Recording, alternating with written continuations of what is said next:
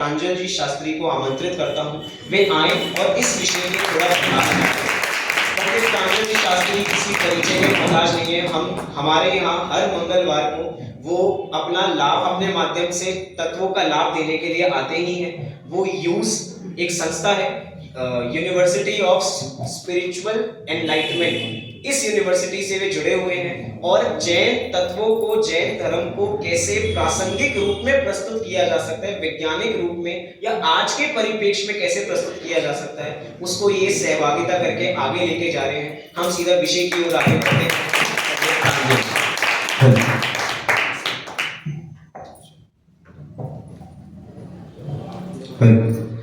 सबको सादर जय जिनेन्द्र, वंदितु सब सिद्धे, आदरणीय मंच एवं सभी सभासदों को मेरा शुद्धात्म वंदन। मेरा विषय है नंदीश्वर दीप का स्वरूप। पूरी जो जानकारी है वो पूरी इंफॉर्मेशन वाली है, जो कि मैं बिल्कुल देता नहीं हूँ, क्योंकि आप मेरे को जानते ही हैं, सब सुनते ही हैं, अपन पूरी प्रैक्टिकल बातें करते हैं। पर ये विषय मैंने इसलिए लिया है क्योंकि इसमें से भी अपन अध्यात्म निकाल लें, बात तो वो है, ठीक है ना। इसलिए अपन कुछ बातचीत, पहले इंफॉर्मेशन जो भी है अपन देख लेते हैं। सामान्य से इसमें आप वैसे ही नंदीश्वर देव की पूजा पढ़ते ही हैं तो आपको लगभग चीजें ध्यान में होंगी ही। फिर भी जो थोड़ी बहुत चीजें इसके बारे में हमें देखनी है वो हम देख लेते हैं।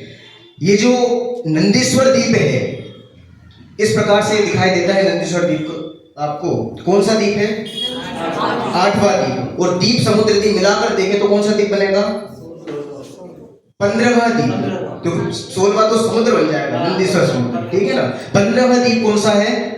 नंदीश्वर दीप। इसकी जो एक दिशा में इसका विस्तार है वो कितना है? 1,63,64,84 योजन। बड़ी भयंकर संख्या है, बड़ी गजब की, बहुत लंबी चौड़ी संख्या है। एक योजन जानते हैं आप कितना होता है?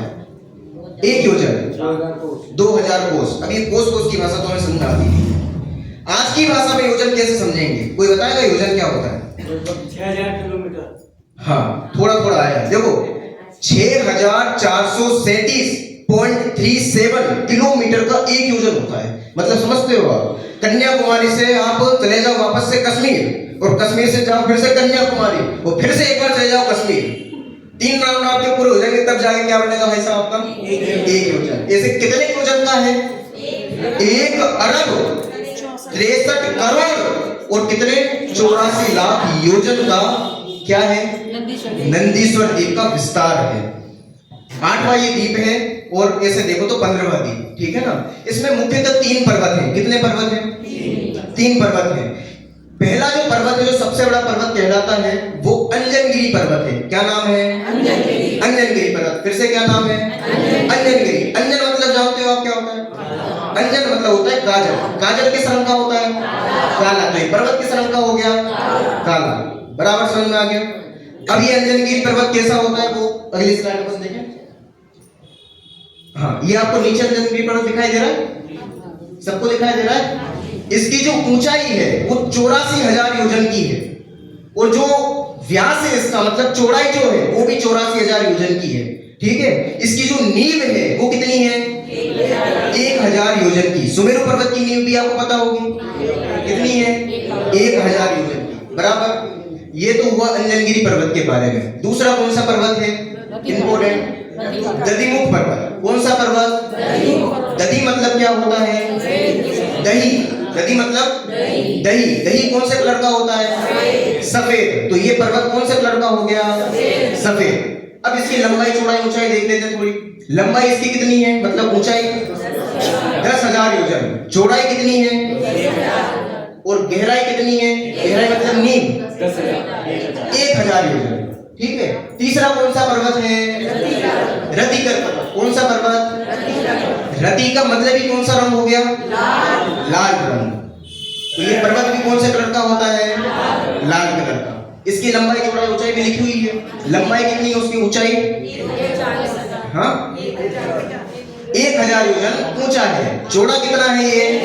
1,000 योजन चौड़ा। और नींव कितनी है? 250 योजन की, ठीक है। ये हुई इसके बारे में सामान्य जानकारी। अभी कुछ समझ में आया कि आपको? कुछ भी समझ नहीं आया, क्योंकि मैंने बताया ही नहीं कुछ। ये तो सब इधर लिखा हुआ था।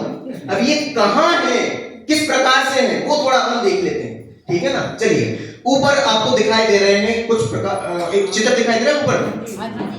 अंजनगिरी पर्वत जो है, अंजनगिरी पर्वत इस पूरे, फिर से आप पिछली साइड पे आ गया, पिछली साइड पे, हाँ, अंजनगिरी पर्वत आपको दिखाई दे रहा है, कितने दिखाई दे रहे हैं इसमें? 4, 1 2 3 4, बराबर। अभी जो 4 अंजनगिरी पर्वत है, इन 4 अंजनगिरी पर्वत संबंधी 4 दधिमुख पर्वत होते हैं। एक अंजनगिरी संबंधी कितने पर्वत? दधिमुख 4। ये दधिमुख पर्वत दिखाई दे रहा है उस व्हाइट कलर के, जैसे एक अंजनगिरी अपन नहीं ले रहे, तो 4 दधिमुख पर्वत दिखाई दे रहे हैं व्हाइट कलर के, बराबर। अब एक और कौन सा पर्वत बचा है?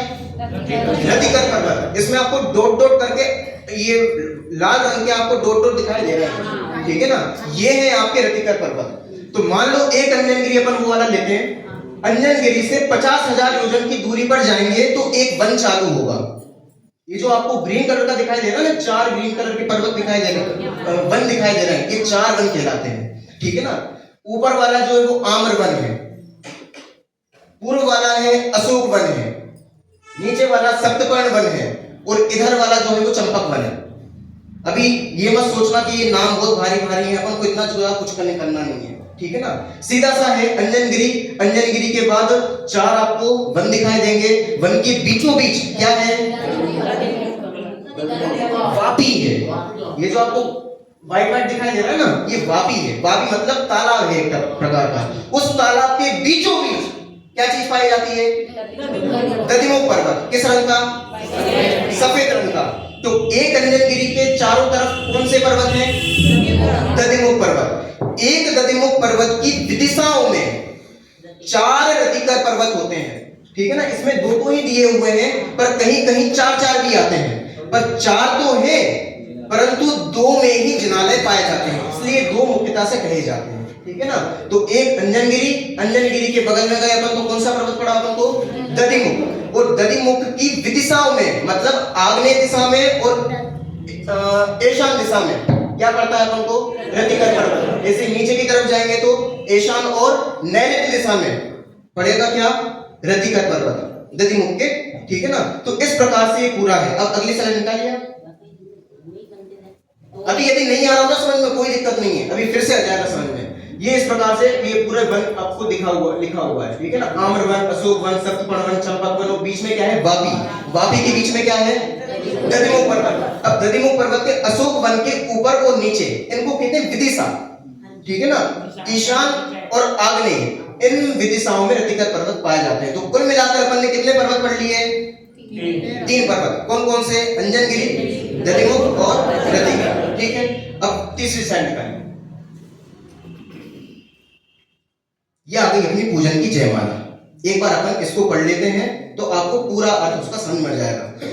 163 कोटि योजन महा, लाख 84 एक दिस मेला। बस 163 करोड़ और 84 लाख योजन का एक दिशा में जिसका विस्तार है, ऐसा कौन सा पर्वत है? ऐसा कौन सा है? द्वीप नंदीश्वर द्वीप है। तो इस पहले छंद में किसके बारे में वर्णन है? नंदीश्वर द्वीप का तो है। किसका? उसका विस्तार बताया है कि उसका विस्तार कितना है? 163। मैंने कहा था 1 अरब 63 करोड़, तो मिक्स कर देंगे तो क्या बन जाएगा? 163 करोड़, ठीक है ना। तो 163 करोड़ और कितना लाख?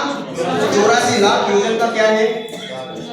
विस्तार है। किसका? नंदीश्वर द्वीप का, ठीक है। आगे 4 दिशे 4 अंजनगिरी राजनी, 4 दिशा में 4 अंजनगिरी पर्वत हो गए। सहस 84 एक दिश छाजनी, और वो अंजनगिरी पर्वत है उसकी ऊंचाई कितनी है? सहस 84। सहस मतलब 1000 और 84 मतलब 84, तो 84,000 योजन उसकी ऊंचाई है।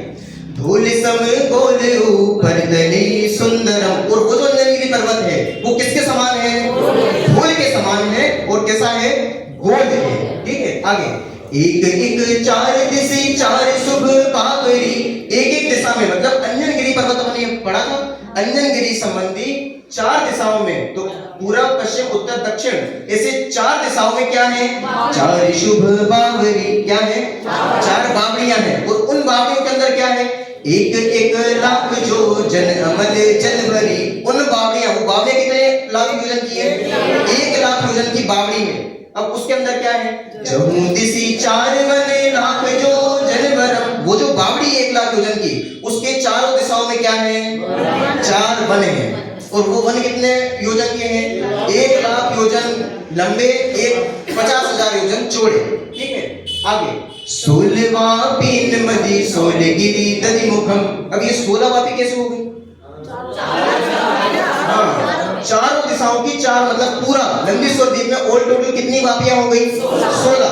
और 16 वापियों के बीच में कौन सा पर्वत पाया जा रहा है? दधिमुख पर्वत। तो दधिमुख पर्वत कितने हो गए? 16। तो 4 तो है क्या? अंजनगिरी। और 16 क्या हो गए? दधिमुख। बहुत बढ़िया। 16 वापी नदी 16 गिरी दधिमुखम, मतलब 16 दधिमुख पर्वत। सहस 10 महा जो जन लखते ही सुखम। अब ये जो दधिमुख पर्वत है, इसकी लंबाई यहाँ बता दीजिए, कितनी लंबाई उनकी? 10,000। 10 सहस 10 मतलब 10,000 योजन ऊंचे हैं। बावरी कौन दो माही दो रतिकरम। अब ये जो बावड़ी है, कौन सी बावड़ी? ये जो बावड़ी, और वापी कितनी वापी थी? 16। तो ये जो 16 वापी थी ना, इसके माही दो, बावरी कोन दो, बावरी के कोने में, ठीक है ना, बावरी के कोने में 2 क्या है? रतिकर पर्वत है। तो ये बावड़ी हो गई आपकी, और बावड़ी के कोने में ये क्या हो गए आपके? रतिकर पर्वत हो गए। तो बावरी कोने दो माही दो रतिकरम भोन बावन। आगे क्या है? शैल 32 एक सरस जो जन कहे। तो रतिकर पर्वत ऑल टोटल कितने हो गए? एक अंजनगिरी संबंधी 8 रतिकर, तो 4 अंजनगिरी संबंधी 32। तो उन्हीं अंजनगिरी की बात चल रही है, सॉरी रतिकर पर्वत की बात चल रही है। कितने हैं? शैल 32 एक सहस्र योजन कहे। और उनकी लंबाई बता दी साथ में, कितने योजन की है वो? ऊंचे 1000 योजन ऊंचे हैं। 416 मिले सर्व 52। अब ये क्या होता है? 416 मिले, 4 तो है अंजनगिरी और 16 क्या है? दधिमुख। तो 32, 16 और 4 ऑल टोटल कितने हो गए? कितने हो गए? 52 हो गए। तो वो कह रहे हैं 416 मिले सर्व 52 लहे। एक एक शीश पर एक जिन मंदिरम। ये जो 52 चैत्यालय हैं, इनके एक एक शीश पर मतलब उनकी हाइट पर, सबसे ऊंचाई पर क्या है? एक एक जिन मंदिर है। और वो जिन मंदिर कैसा है? अकृत्रिम है, उसको किसी ने बनाया नहीं है। और उनके अंदर जो प्रतिमाएं हैं वो भी कैसी है? अकृत्रिम है। तो उनके बारे में आ रहा है। बिंब 1 सो रत्नमयी सोहनी देव देवी सर्व नयन मन मोहनी 500 धनुष तने पद्मासन वरम। कितनी प्रतिमाएं हैं एक मंदिर के अंदर? 108 प्रतिमाएं हैं। और मंदिर कितने हैं टोटल? सॉरी पर्वत कितने हैं? 52। एक पर्वत पर कितने मंदिर? एक मंदिर। और एक मंदिर में कितनी प्रतिमाएं? 108। तो 108 इंटू करो 52 में कितने होते हैं? 56 16 5616। इतनी प्रतिमाएं हैं कहां पर? नंदीश्वर द्वीप में। और मंदिर कितने हैं? 52। अब इंपॉर्टेंट बात, ये तो हो गई इसकी सामान्य जानकारी। और एक प्रतिमा जो है उसकी ऊंचाई कितनी है वो भी लिखी हुई है। 500 धनुष। एक धनुष जानते कितना होता है? एक धनुष 4 हाथ का होता है। अपन जो है ना, अपन है 3.5 हाथ के। कितने हाथ के? आधा हाथ और लगा दो, क्या बन जाएगा? एक धनुष। अब ये तो मैं अपने हिसाब से बता रहा हूँ, ठीक है ना, एक्चुअल में कुछ अलग मतलब वो प्रमाण जो रहता है वो रहता है। ऐसे आपको कितने धनुष लगाने पड़ेंगे आपको? 500 धनुष, तब जाके एक अकृत्रिम जिन प्रतिमा, वो भी कैसी है? पद्मासन, रत्नमयी, खड़गासन नहीं है, पद्मासन। सोचो कितनी बड़ी प्रतिमाएं हैं। अब सबसे गजब की बात, कैसी प्रतिमा है वो? अकृत्रिम है। तो जब हम अकृत्रिम प्रतिमाओं के दर्शन करते हैं, तुरंत हमें क्या ध्यान में आता है कि मैं भी अकृत्रिम स्वभाव वाला हूँ। ये प्रतिमाएं कैसी है? ये शाश्वत है। मेरा भी त्रिकाली स्वभाव शाश्वत है। त्रिकाली द्रव्य, एक एक पर्याय जो खचित है, अनादि अनंत पर्यायों का जो प्रवाह क्रम है एकदम खचित है, जो होना है वो एकदम खचित है, जैसे वो शाश्वत है। हमें अकृत्रिम प्रतिमाओं को देखकर अपने अकृत्रिम स्वभाव के बारे में विचार आता है। अकृत्रिम चीज किसी ने बनाई नहीं है तो हमें अपने अकर्तापन का विचार आता है कि जैसे अकृत्रिम को कोई बना नहीं सकता वैसे ही मेरा भगवान किसी ने बनाया नहीं है, मैं भी अकृत्रिम हूं। पहली चीज, हमें अकृत्रिम चीज का निर्णय हुआ। अकृत्रिम मतलब अपने अकृत्रिम स्वभाव का, अपने शाश्वत स्वभाव का निर्णय हुआ। दूसरा, जितनी कृत्रिम चीजें हैं वो तो कृत्रिम है ना, ये जितने कृत्रिम मंदिर बने हुए तो कृत्रिम है ना, बोलो। यदि वस्तु स्वभाव की तरफ से देखो तो कृत्रिम कुछ है ही नहीं, सब अकृत्रिम है। चप्पा चप्पा अकृत्रिम है और चप्पा चप्पा वस्तु स्वातंत्र्य की उद्घोषणा करता है, अकर्तापन की उद्घोषणा करता है। तो फर्स्ट चीज, नंदीश्वर द्वीप में अकृत्रिम चैत्यालयों को देख के हमें अपना अकृत्रिम स्वभाव ध्यान में आता है, शाश्वत स्वभाव ध्यान में आता है। दूसरी चीज, हमें यह पता पड़ती है कि कोई चीज कृत्रिम नहीं है, सारी वस्तुएं कृत्रिम है और हम अकर्ता है, कोई कुछ करने वाला नहीं है। कृत्रिम चीजों को हमें लगता है इन्होंने बनाया है, ये माइक किसी ने बनाया है, ये मंदिर किसी ने बनाया है, पर जब हमें पता पड़ता है कि चप्पा चप्पा अकर्ता है, चप्पा चप्पा अकृत्रिम है, किसी ने बनाया नहीं है। तीसरी चीज जो हम इस पूजा के माध्यम से पढ़ रहे हैं, ये पूजा हम क्यों पढ़ रहे हैं, नंदीश्वर द्वीप के बारे में क्यों जान रहे हैं, हमारा मूल उद्देश्य क्या है भैया, वीतरागता। वीतरागता मतलब राग द्वेष खत्म हो जाए। ये नंदीश्वर द्वीप के बारे में हम क्यों पढ़ रहे हैं, क्योंकि दूसरी जगह तो हम अपना मन लगाकर गुड़ गोबर करते ही हैं, राग द्वेष की बातों में उलझे ही रहते हैं, पर ये चीज ऐसी है जब हमने अपना अकर्ता स्वभाव जान लिया, अपना शाश्वत स्वभाव जान लिया, उसके बाद क्या करें, उसके बाद करने यदि योग्य कोई काम है तो राग द्वेष से रहित होकर ये पढ़ने योग्य है। क्योंकि जब ये पढ़ोगे आप तो आपको राग द्वेष नहीं होंगे, आपका उपयोग सूक्ष्म होगा और सूक्ष्म उपयोग से आप अपने आत्मा के नजदीक जा पाओगे, अपने अकृत्रिम स्वभाव को और अच्छे से समझ पाओगे। पर ये चीज कब पढ़ने की है, कब पढ़ने की है, हाँ, जब हमें अपना अकृत्रिम स्वभाव, शाश्वत स्वभाव का निर्णय हो जाए। निर्णय होने के बाद अब क्या करें, तब ये चीज पढ़ने योग्य है, करना योग का स्वाध्याय योग्य है, पढ़ना, ठीक है ना। हम भी सब अपने अकृत्रिम स्वभाव को समझें, शाश्वत स्वभाव को समझें, इसी